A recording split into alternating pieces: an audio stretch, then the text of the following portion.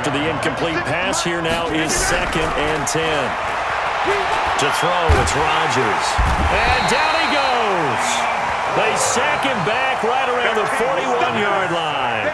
D. Ford in there to bury him for a loss of 11. Rodgers now, after the sack, he'll lead the pack up on 3rd and long.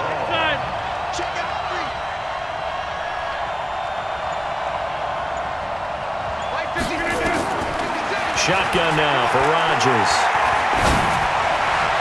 And that is incomplete. The linebacker, Fred Warner, right there on the coverage. Not only was the call spot on, how about the execution of that defense right there? Zone was absolutely locked up tight. He was trying to force it in there on 3rd down. But if there's a time to force it, he felt like he needed to make a play, right? Yeah, exactly right. 3rd down, you got to try and find something. There's nothing available there for him. And I don't think this has the carry. It does not. It's no good. And we will remain tied here in this 3rd quarter. It was a kicker from that distance, 56, 57 yards. So many things you got to worry about, but I am a little surprised he didn't get it there. Yeah, with the way kickers are nowadays, we're surprised anything under 65 that it doesn't get at least to the crossbar. But remember this. You have to drive it a little bit lower in order to make that distance, and you also have to be worried about the interior rush that they can get their hands on it. So that's why those stronger kickers nowadays who can pop it up in the air and still travel and carry it, that's what you're looking for.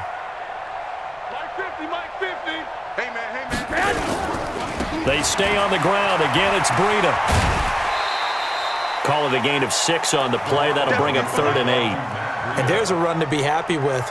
Good, solid yardage. He'll take that anytime you hand the ball to a back. Here we go. 180. 50, Mike 50, Here I come. From midfield, here's Garoppolo. Yeah, that one's going to be knocked away and incomplete.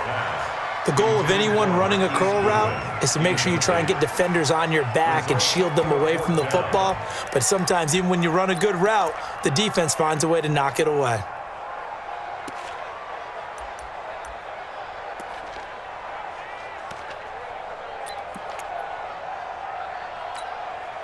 So here we go. The offense is going to stay out there. They're going for it on 4th and 8. Watch the safety. They'll go for it. It's Garoppolo. And this is caught, but they say out of bounds. That would have been a 1st down, but he couldn't stay in, and as a result, they're going to have to give up the football. Though certainly not the way that they were hoping that possession would end, failing to convert on 4th. And now they've got to make sure that they keep their poise, they keep their confidence. Just because it didn't work once doesn't mean if it... Rush coming, and he's taken down. Man, he got in there so quickly, Charles. What could the offense have done to adjust and account for that? But what you're hoping is that you figure out and you see and get a clue that maybe there's going to be some pressure coming at you, and you change the blocking schemes. Maybe you go to max protection. The biggest one is maybe you bring your running back in to try and keep you clean. But in that case, that didn't happen. 0 accountability, and a sack resulted. To try again after the sack. Rodgers throwing the out route incomplete. That's Adams. 19 yards to pick up there. Move the chains. And when you're playing a quarterback with some experience and some moxie, you enter the danger zone when you decide to blitz him, because if he's able to diagnose as he did on that play, he can hurt you downfield. He reads defenses so well, doesn't he? He really does, and the best part about that... Now that'll be tipped and intercepted. It's the former Seahawk, Richard Sherman, and he's able to get it back here to the 43-yard line. Well, CD, with the end of the season comes the announcement of the All-Pro team, and everybody was like, wait a second, Christian McCaffrey's listed twice. Is that a mistake? No, he got it both at running back and flex. Pretty impressive. Very impressive, because I think a lot of people thought that if you have a running back and a flex position, that maybe Christian McCaffrey would go into the flex because he catches the ball so well, and you would go ahead and elevate the big guy out of Tennessee, Derrick Henry, to the All-Pro running back. Henry ends up being a second-team guy, but McCaffrey deserves being first-team running back as well as first-team flex. He had a tremendous, spectacular year. And as you might imagine, Baltimore leads the way. 5 players named to the All-Pro selection. Of course, leading the way for them, the quarterback Lamar Jackson. Yes, and rightly so. And I fully expect him to be named the MVP when we get to NFL honors right before the Super Bowl. He's going to sweep all of those, and he deserves it. Carried that team throughout the season and got better in their bigger games. Now a throw here on second down, and that's complete. And he'll be brought down at the 45-yard line. 4 yards the pickup, first down. One thing you're hoping for when you run drag routes, you're able to hit a receiver in stride, and he can pick up a lot of yardage after the catch. But in this situation, the defense was effective, able to stop him before he could get a good head of steam going. They run with Breida. Preston Smith there on the stop. They tried a quick hitter inside, but that one was swallowed up because what they're hoping, those big defensive linemen will take the bait and move laterally and open up a crease that they can run through. Didn't happen on that play. On second down now, it's Coleman. And past the 35, he'll be dropped a yard or two shy of the 30. He'll get a dozen there, and it's a first down, 49ers. When he runs, he seems to do a nice job of knowing when to be patient and find the hole, and then when the hole is there, he goes quickly. You're exactly right. He knows how to just take off, but you know what else? Brings a little thump with him, doesn't he? He does. He packs the boom at the end of the run and finishes it going forward. That's what you want to see out of your backs. So signs of life in what's been a dormant offense in this second half. Here's 1st and 10. Coleman. The tackle made by Blake Martinez. Tough running there. That's a hard-earned 4 yards. Yeah, those are the unsung kind of runs. They don't fill up the stat sheet, but they do set you up in good position on second down.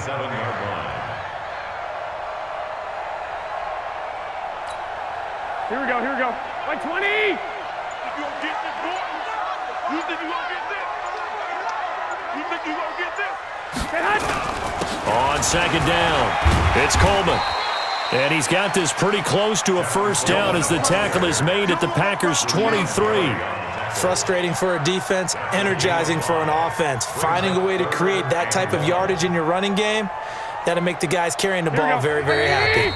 Getting down to the good stuff, all tied with 2 minutes remaining on EA Sports. So it's 49er football here as we get you reset. And let's see what they've come up with offensively after having time to talk it over. They'll try to pick this up on the ground with Breida. And he will have the first down across the 20 to the 19-yard line. Only 3 there on the pickup, but that's enough to move the chains. 49er first down. 1st and 10 at the 19-yard line.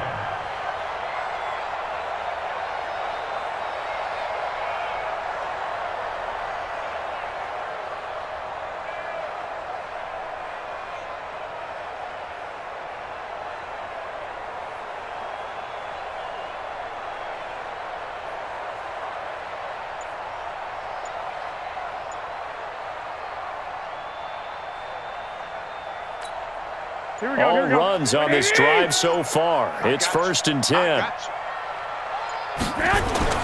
Inside the red zone, it's Garoppolo.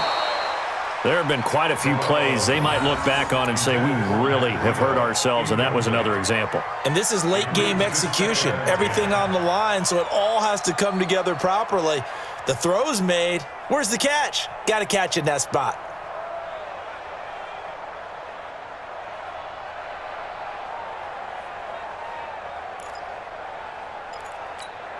Here we go. So now 2nd and 10 after the incompletion on first down. Now Mostert. And he'll take it down here just shy of the 15 at the 16-yard line. The Packers going to use one of their timeouts as they'll talk it over here before what will be an important 3rd down.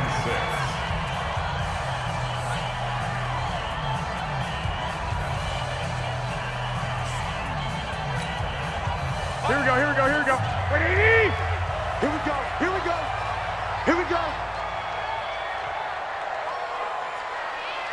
21. Here we go. On third down, a run from Breida. And they get to him quickly here as he's stopped right around the 13. Now the Packers going to go ahead and use the second of their timeouts as they get the stoppage with 65 seconds remaining.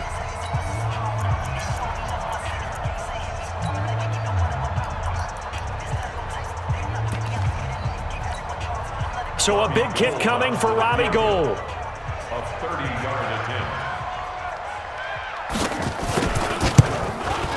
And the 14-year trusty veteran able to knock it through. And with a little over a minute to play, they have there to give them the lead in the fourth, but there is still time left for a final drive. Did they score too soon? Post-game will tell us, right? Depending on what happens on this drive, that's how we'll analyze it. If the other team scores, they scored too soon. If they somehow hold on, they manage the clock exactly right. The Packers take over first and 10 at their own 38-yard line. The Packer offense ready to get their next drive underway. They're only in need of a field goal, a decent amount of time on the clock. So tell me if I'm wrong. You don't have to be too panicked here. No, not at all. I agree with you. And this is where your preparation and your confidence comes into play. They've worked on these situations. They practice this all the time, They practice it all the time.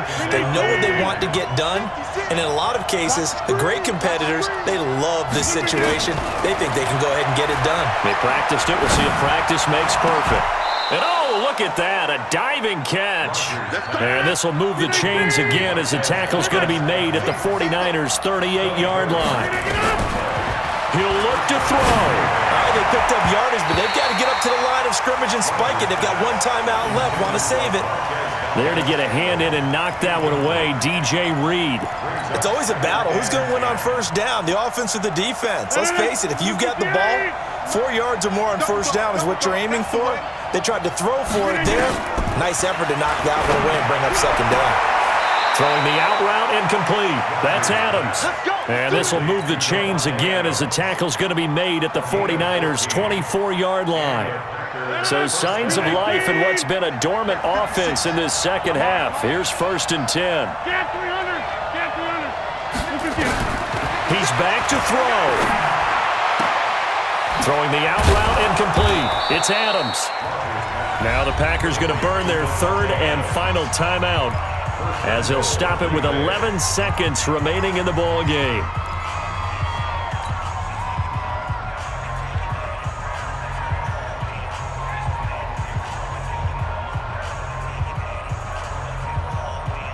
Only way to get the lead here, of course, with a touchdown, and that's what they're gunning for on first and goal.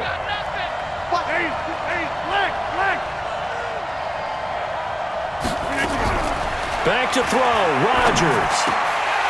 Toward the end zone, but that's going to wind up incomplete. Davante Adams, the intended receiver, but it'll be second and goal. Leads to second and goal from the 10-yard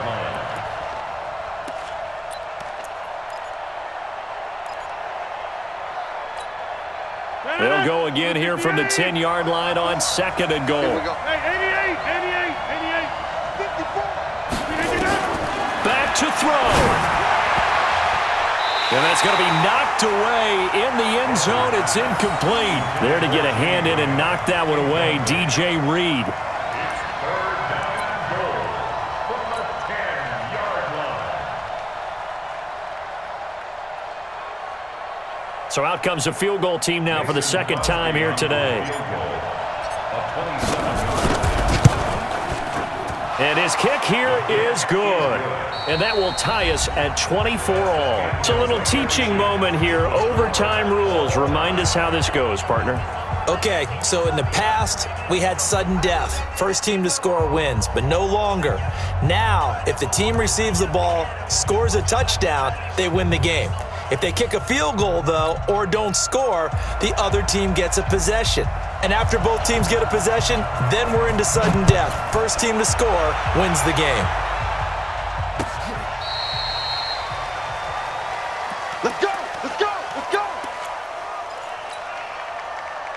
The Packer offense ready to get their next drive underway. They're set for their first drive here in overtime, and this is where the crowd can really become a factor. They've had to battle it all day, but I know what you're saying. In overtime, That gets double. Weaving through traffic, and now he's free. And he is in for the score. And it is absolute stunned silence here as they win it on the road in overtime. Partner, a great game that we got, making it